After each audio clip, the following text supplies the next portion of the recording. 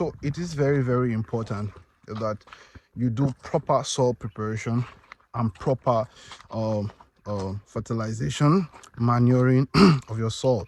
Now, the reason why this is very important is that you see how big this property is. You can spend so much money, farming all of this property, spend so much money, buying seedlings. We spend so much money buying our seedlings. So you can successfully spend so much money buying your seedlings, right? Uh, buying, spending money on watering, spending money on staffing and everything and plant.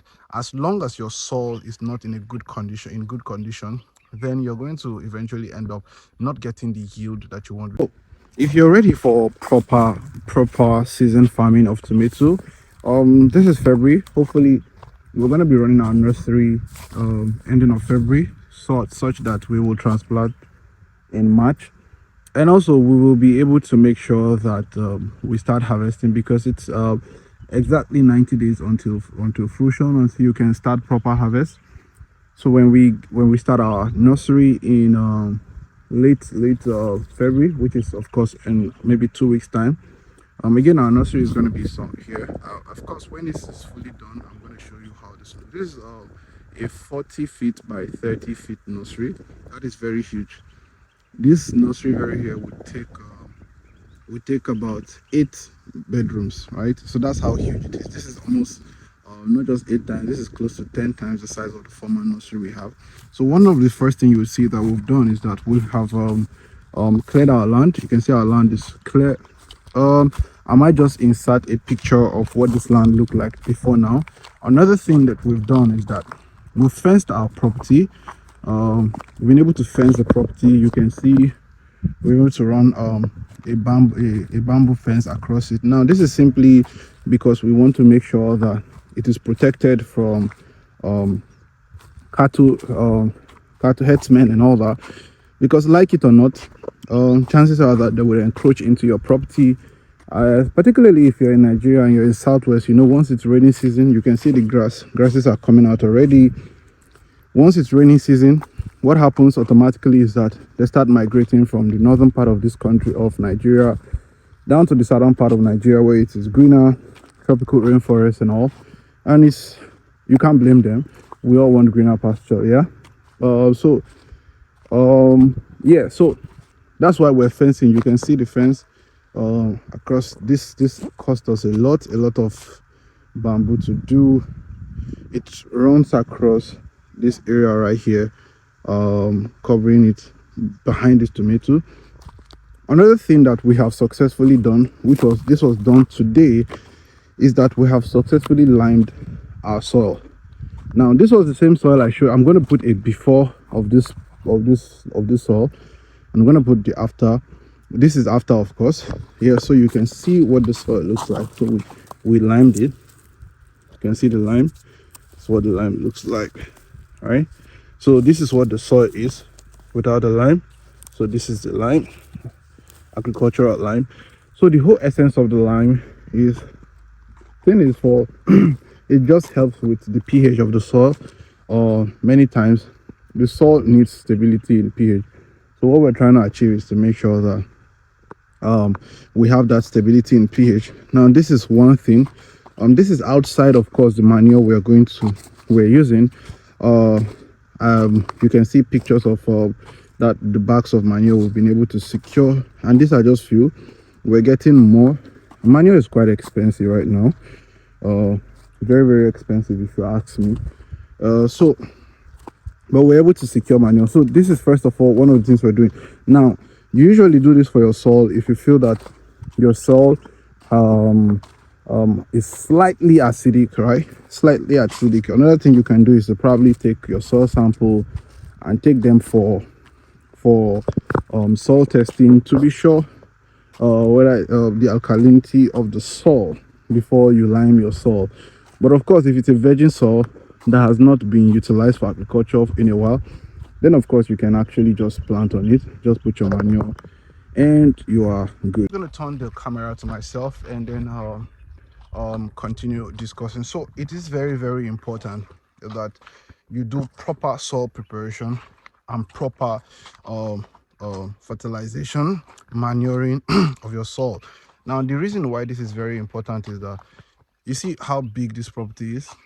You can spend so much money, farming all of this property, spend so much money, buying seedlings. We spend so much money buying our seedlings. So you can successfully spend so much money buying your seedlings, right? Buying, spending money on watering, spending money on staffing and everything, and plant. As long as your soil is not in good condition, then you're going to eventually end up not getting the yield that you want, because two people can farm the same product on the same property, on the same land, different places. It is who does the better land preparation that is going to gain more from farming, that is going to gain more eventually, that is going to harvest more. So it is very, very important. This is a very important thing for any farmer out there, for anybody that is actually looking forward to farming. We're hoping that once we do our nursery in ending of this month, we do our transplanting next month, somewhere around mid of March. We should start harvesting April, May, end of May, June. We should start harvesting and taking our crops to fruits to the market. Right, that's what we are banking on. You might forgive the wind and all that stuff. That's what we're banking on. But the point is, all of that is not going to be possible if you do not carry out proper land preparation. Proper land preparation, extremely important, and you must pay very close attention to it. Again, I show you, see what the soil looks like, right? So it's very, very important, and you must pay very close attention to proper soil preparation. One thing that we didn't do very well, during our first tomato, which is still very much here, we're still harvesting. Matter of fact, we're going to be harvesting tomorrow. Right, tomorrow is Friday, so we're going to be harvesting tomorrow. One of the things we didn't do very well with this, my hand is beginning to be sore. I'm doing this for your sake, so yeah. So one of the things we didn't do properly with this tomato is that we didn't do proper land preparation. We didn't prepare our land properly. So that was a significant problem. We didn't prepare our land properly, all because we were in a haste. We had our nursery ready, and we didn't have what's it called now? We were not, the ridges were not ready yet because we had issues with workers. So our beds were not ready. So eventually it was more like a rush work.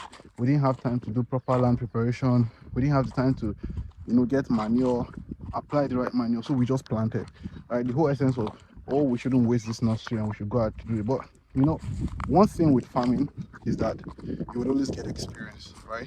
You would learn the hard way. So, and you must make sure not to repeat the same mistake twice. So yeah, proper land preparation. Lime your soil if you've used your soil for tomato before, and if you've not used it for tomato before, then you wouldn't need to lime your soil. All right, you don't need to lime your soil. Just go ahead to do your planting. Our tomatoes ripening and all that stuff, which is actually cool, not bad, doing decent if you ask me. But the only challenge, like I said, was that we didn't do our proper land preparation. So we're trying to not repeat the same mistake with our cucumber. So we did better preparation with the cucumber. We're hoping that things are better with the cucumber, of course. In about a week or two, we have 3 wells currently. We're hoping to dig a borehole so we'll have better water source.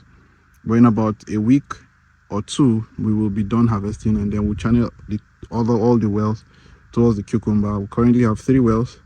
We channel it towards the cucumber, and we'll see how that goes. But for our second year of farming, which is this very season we're targeting, which is the season where the prices of tomato the price of tomato is better. Of course, we have to dig a borehole if we really want what we're doing to turn out very fine. We have to dig a borehole, but you don't have to dig a borehole. If you have a well, that's more than enough for a plot 2 or 3. A well would do, depending on how the availability of water is. But for us, we're doing a huge plot. We're doing a couple hectares, so we have to, a couple acres, we have to actually do boreholes. So yeah, that's about that, sir. So prepare your land properly, and you're going to achieve success. But for land preparation, you're gonna be in trouble.